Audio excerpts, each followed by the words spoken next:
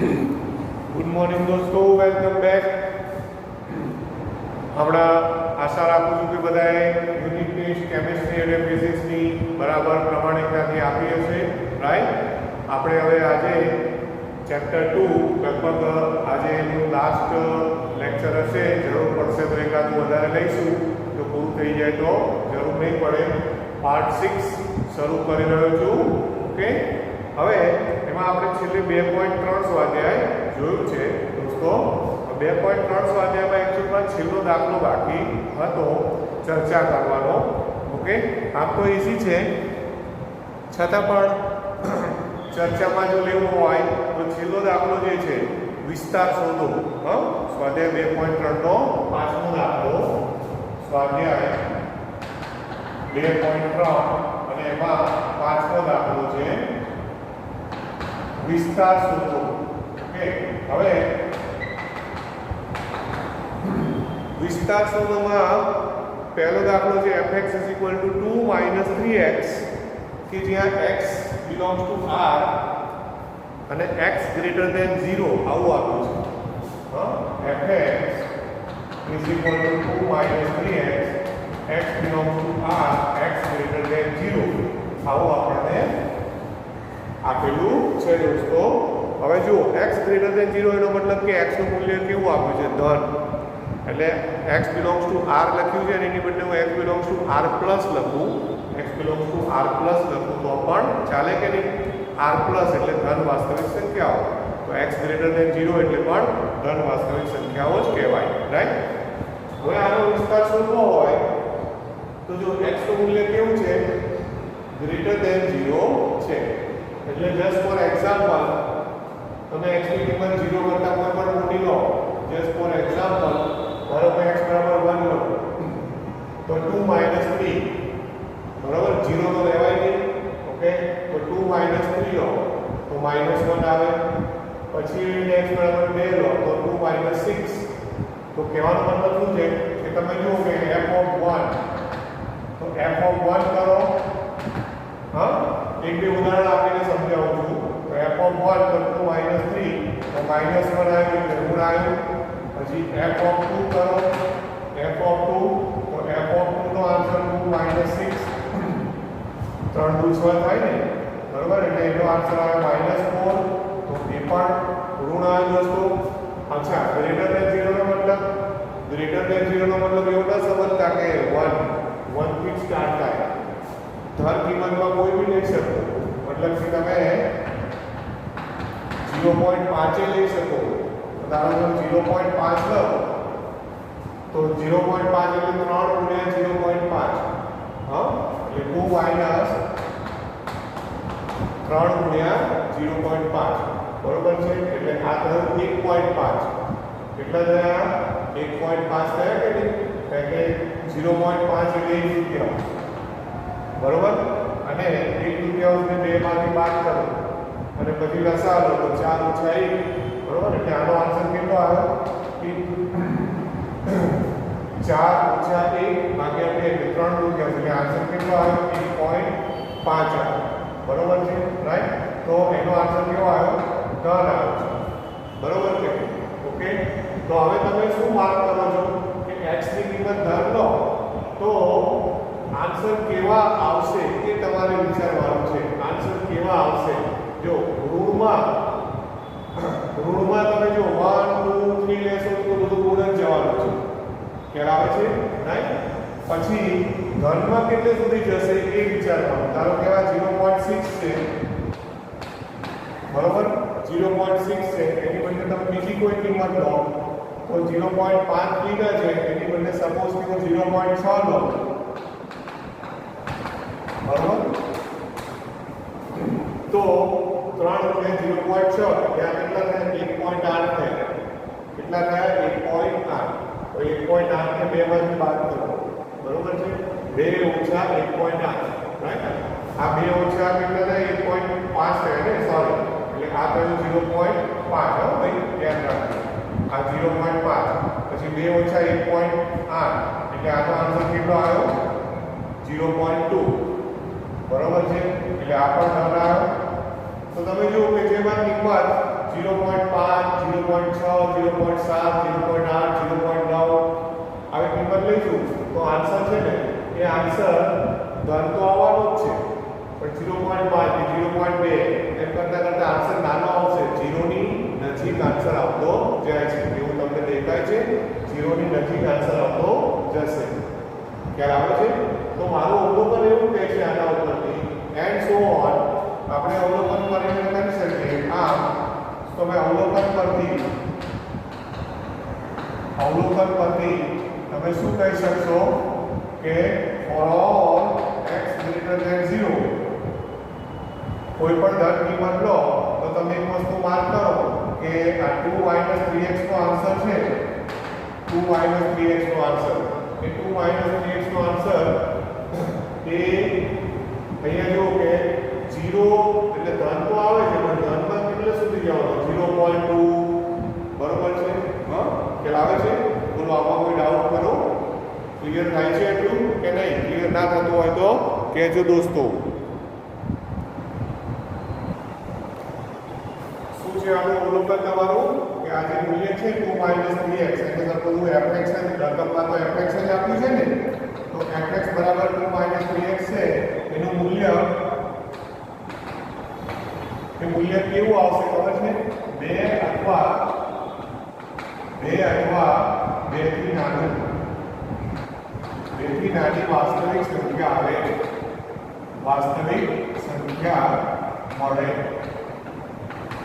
Okay check કરવું હોય તો જો જેમ કે f તમે જ્યારે પણ 1 2 3 ધન કિંમત કોઈ લેશો મોટી કિંમતો તો આન્સર ઋણ જ આવે છે પણ પછી 0.5 0.6 હજુ સપોઝ કે તમને એવું લાગે તો હજુ બીજા કોઈ વધારે ઉદાહરણ તમે લઈ શકો હા બરોબર નાની કિંમતો લેતા જાઓ 0.5 ની બદલે સપોઝ કે ભાઈ દાખલા તરીકે હજુ એક વધારે લખું છું એક્ઝામમાં લખવાની જરૂર નથી સપોઝ કે હું 0.1 લઉં તો 2 3 ગુણ્યા 0.1 બરોબર છે 3 ગુણ્યા 0.1 એનો આન્સર તમે જોશો તો આ થયું 3 ગુણ્યા 0.1 એટલે આ થયું 0.3 2 માંથી 0.3 બાદ કરો તો 1.7 તો જો 2 થી નાની વાસ્તવિક સંખ્યા મળે એવું લખ્યું છે તો જો આમાં 1.7 આન્સર આવ્યો હજુ તમે 0.9 થી 1 થી નાની કિંમત લેશો ને તો હજુ થોડો મોટો આન્સર આવશે પણ 2 થી તો નાની જ મળશે આ સમજવા જેવું છે અને માઈનસ તો બધી મળે જ છે દોસ્તો ઓકે તો આના ઉપરથી આપણું શું તારણ છે કે fx નું મૂલ્ય 2 થી નાની વાસ્તવિક સંખ્યા મળે છે એટલે કે માટે કે f નો વિસ્તાર rf વિસ્તાર માટે સંકેત શું વાપરશો rf અને માઈનસ ઇન્ફિનિટી ઇન્ટુ 2 આ એનો થયો આન્સર ખ્યાલ આવ્યો કે નહીં રાઈટ તો આ થયો વિસ્તારનો એક વધારાનો વાસ્તવિક સંખ્યાવાળા દાખલા આવે ને ત્યારે હંમેશા થોડુંક આમ વિચારવું પડે કિંમતો મૂકીને જાતે વિચારવાનું મેં કેમ 2-4 કિંમતો મૂકી અને જોયું ભાઈ શું થાય છે પછી અવલોકન કરો અવલોકન કરીને જુઓ કે ભાઈ જો આ માઇનસમાં તો અનંત ચાલે છે પણ ધન કિંમતોમાં ક્યાં સુધી જાય છે તો કે ભાઈ 2 થી વધારે જવાનું નથી રાઈટ કારણ કે 2 3x છે એટલે અહીં રકમ પરથી જ આઈડિયા આવવો જોઈએ કે આની આન્સર છે 2 થી વધારે જઈ શકીએ નહીં ક્લિયર થાય છે એટલું ઓકે હજુ એક દાખલો પાંચમામાંથી જ ગણું છું પાંચમાનો બીજું ઓકે પાંચમો છે એમાં સેકન્ડની રકમ શું છે પાંચમામાં આ પાંચમાનો ફર્સ્ટ હતો પાંચમાનું સેકન્ડ છે એમાં રકમ આવે છે fx = x² + 2 fx = x² + 2 અને ત્યાં રકમમાં વાંચો કે x એ વાસ્તવિક સંખ્યા છે એવું લખ્યું છે એટલે કે x belongs to r લખ્યું છે શું લખેલું છે આમાં x belongs to r લખેલું છે દોસ્તો તો આનો વિસ્તાર શું હતો હવે x belongs to r છે એટલે આમાં શું હતું x > 0 હતું એટલે ધન જ વિચારવાનું હતું આમાં તમારે ધન ઋણ 0 બધું જ વિચારવાનું છે તો તમે જુઓ કે અહીં એક વસ્તુ તો for all x belongs to r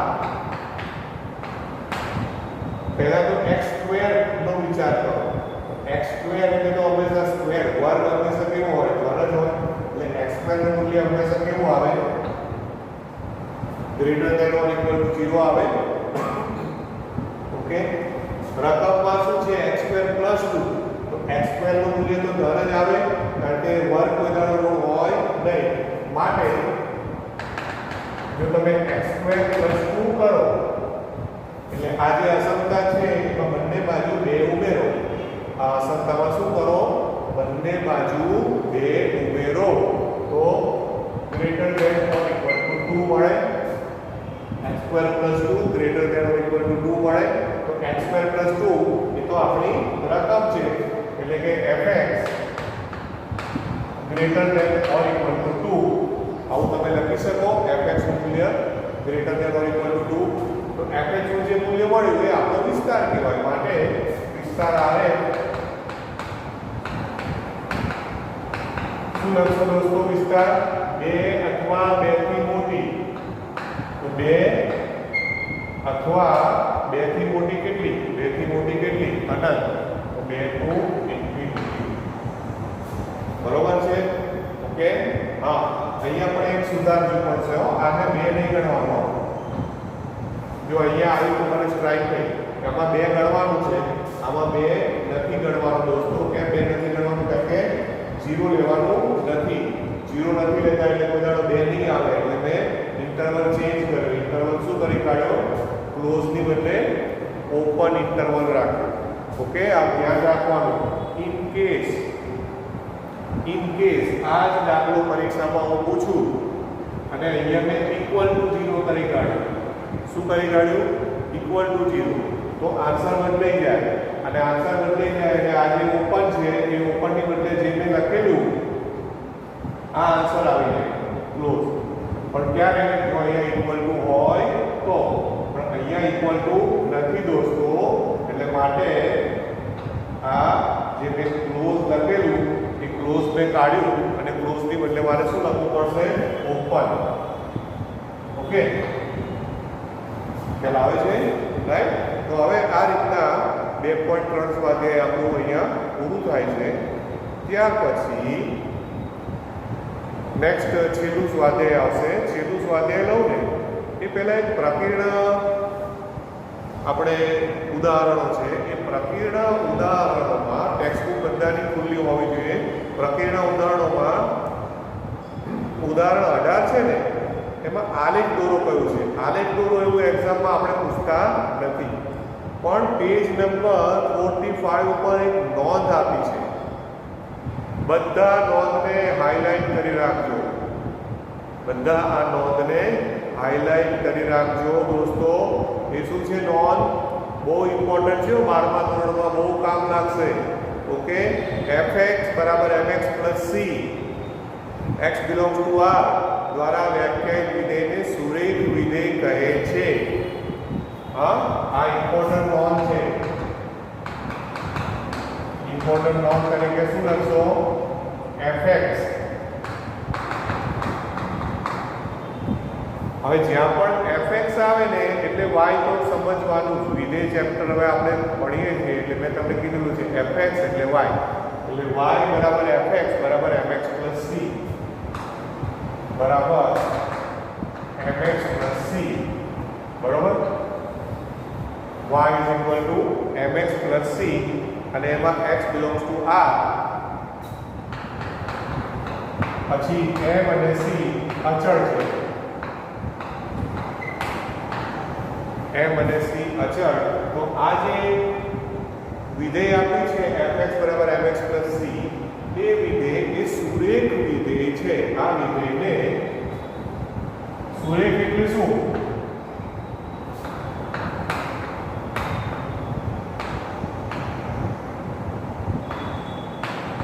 સુરેખ વિધેય કહે છે. હવે બોલો સુરેખ વિધેય એટલે શું?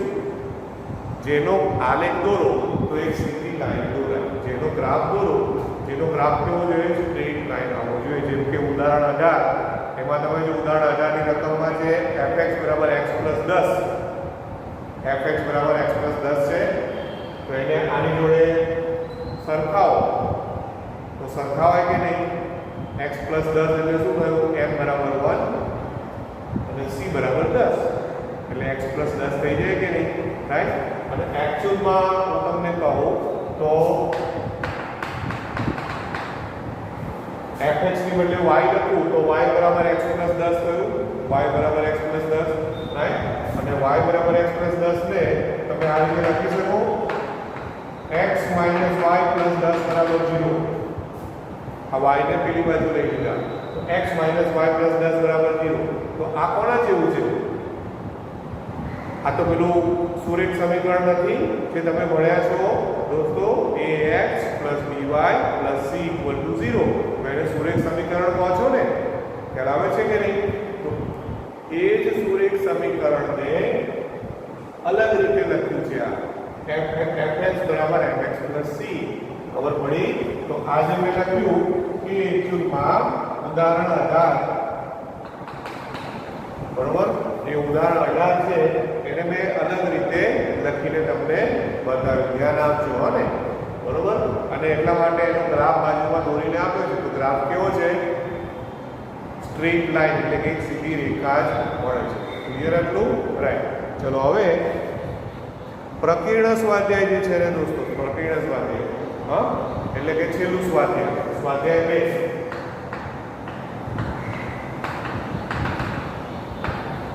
તો સ્વાધ્યાય 2 જે છે એમાંથી અમુક દાખલાઓ ટિપિકલ આપણને લાગશે એ જોઉં છું. બાકી તો છેલ્લું સ્વાધ્યાય હોય એ જનરલી બધું મિક્સ હોય, અગાઉ ભણેલા હોય એમાં પહેલો દાખલો રકમ જોતા જજો.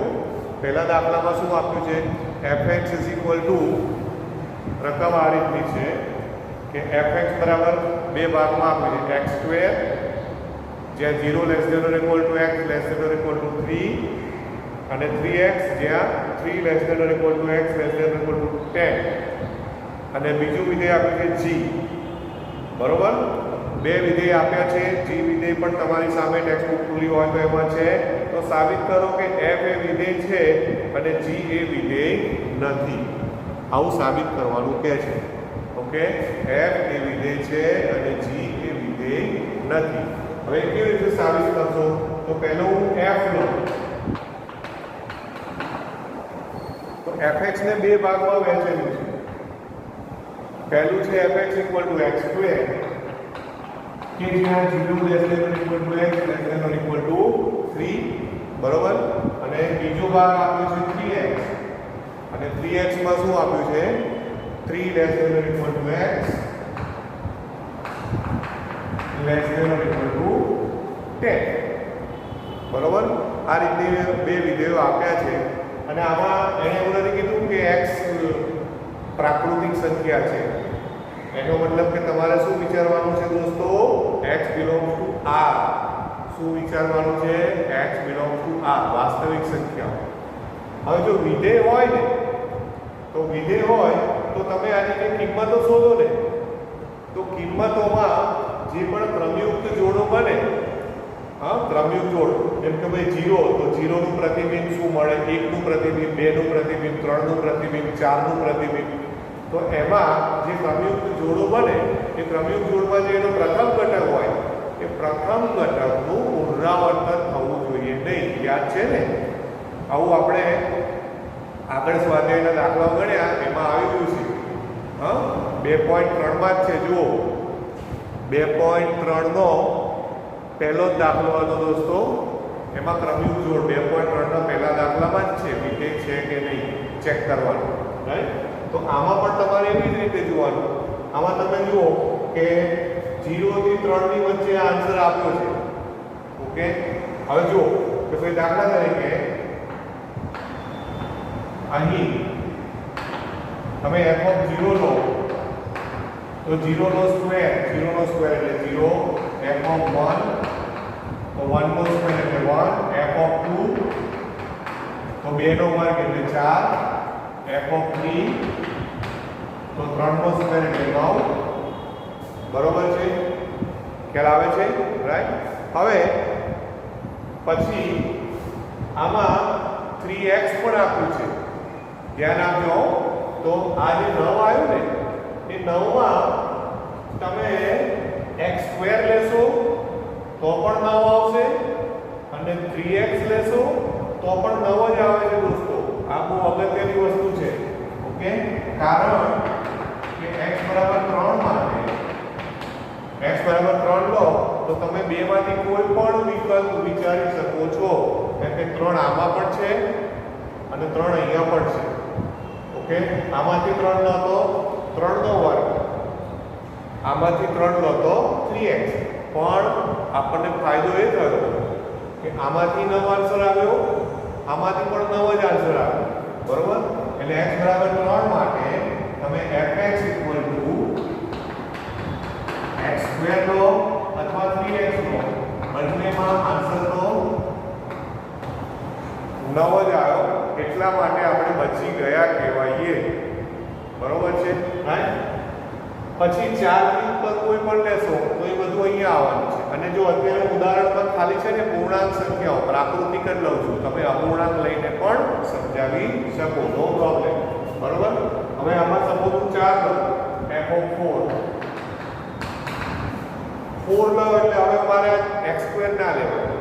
x² છે એ ખાલી 3 સુધી જ આવે. બરોબર છે?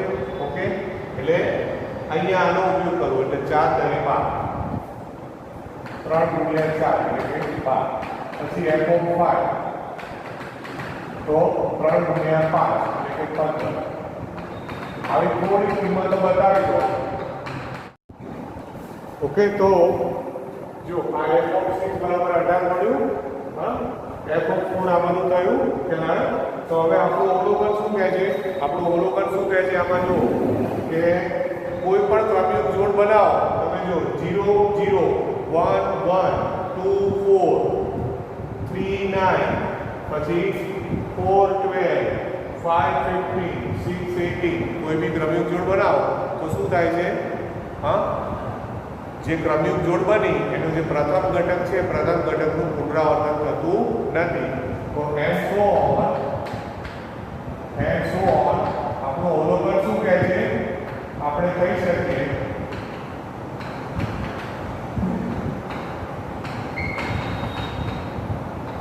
કે પ્રત્યેક x belongs to 0 to 10. કેમ 0 to 10? કારણ કે 0 થી 3 અને 3 થી 10 એટલે 0 to 10 કહેવાય. બરોબર? તો પ્રત્યેક x belongs to 0 to 10 માટે, બરોબર,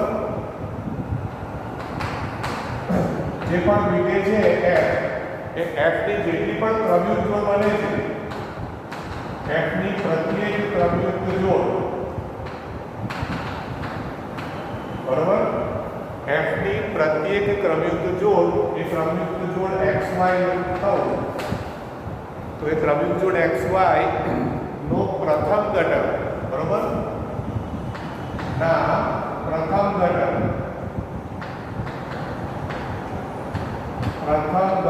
x નું પુનરાવર્તન થતું નથી. પુનરાવર્તન થતું નથી. ઓકે, એનું પુનરાવર્તન થતું નથી દોસ્તો. ખ્યાલ આવે છે? ફરીવાર જોઈ લેજો. 0 0 1 1 2 4 3 9. હા, કોઈમાં પહેલો ઘટક છે એનું પુનરાવર્તન થતું નથી. જ્યારે આવું થાય તો આપણે આવું અગાઉ સ્વાધ્યાય 2.3 ના દાખલાઓમાં જોયેલું છે. જો સ્ટાર્ટિંગના દાખલાઓમાં કે જો ક્રમયુક્ત જોડમાં પ્રથમ ઘટકનું પુનરાવર્તન થાય તો વિધેય નથી, પુનરાવર્તન પ્રથમ ઘટકનું પુનરાવર્તન ના થાય તો વિધેય છે. માટે તમે શું કહી શકો કે માટે f એ વિધેય છે. f એ વિધેય છે, આવું તમે કહી શકો. હવે આ જ દાખલામાં બીજું આપ્યું છે g. હા, હવે g એ વિધેય નથી એવું સાબિત કરવાનું છે. તો gx ની રકમ એની એક છે. જુઓ શું ફેરફાર છે? gx છે એમાં બંનેમાં રકમ સેમ જ છે. જો x² 3x 3x શું ફરક શું છે? અહીંયા 0 થી 2 છે, અહીંયા 0 થી 3 છે, આ 2 થી 10 છે, અહીંયા 3 થી 10 છે. તો ખાલી કન્ડિશન બદલી, અસમતા બદલે વિકલ્પોમાં, તો એનાથી વિધેય નથી એવું સાબિત થશે. કેવી રીતે વિધેય સાબિત થાય છે જુઓ. તો આમાં છે ને અંત્ય બિંદુઓ જ પકડવાના. અહીંયા 2 અને અહીંયા 2 બંનેમાં 2 છે. એના માટે વિચારો અહીં g of 2 બરાબર 2 સ્ક્વેર મુજબ આમાં 2 ગણો તો 2 સ્ક્વેર થાય, તો એનો મતલબ 4 થયું. પણ 2 અહીંયા છે એટલે 2 આમાં પણ 2 નો સમાવેશ આમાં પણ થયેલો છે, તો 3x છે. તો એના પ્રમાણે લખવું તો g of 2 બરાબર 3x. 3x પ્રમાણે 3 into 2 લખી શકો. તો 3 into 2 લખો તો કેટલું આવે? 6 આવે. બરોબર છે? હા. તો એનો મતલબ શું થયો કે 2 નું પ્રતિબિંબ 4 પણ મળ્યું, 2 નું પ્રતિબિંબ 6 પણ મળ્યું. આવું ચાલે? વિધેયમાં આવું ના ચાલે. હા, બરોબર. તમે કહી શકો કે g માં g માટે શું થયું કે 2 belongs to r. આપણે કહીએ કે વાસ્તવિક સંખ્યા